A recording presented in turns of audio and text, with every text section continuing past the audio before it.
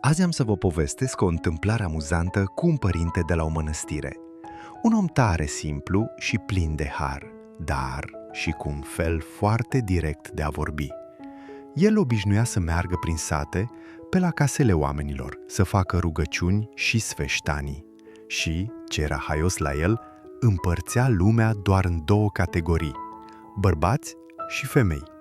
Dacă vedea un bărbat, îl întreba direct: „Ce faci, moșule?”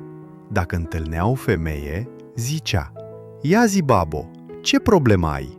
Simplu și clar, fără complicații. Într-o zi, în timpul postului, a fost chemat la o familie. Oameni foarte evlavioși l-au întâmpinat frumos la poartă, așa cum se cuvine unui oaspete de seamă.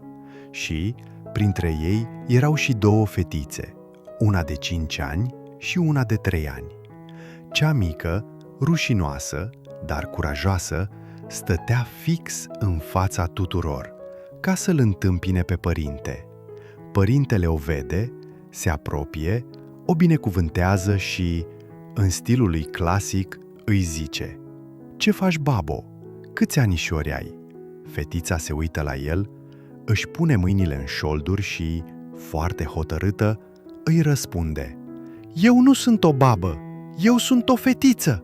Și toată lumea a izbucnit în râs.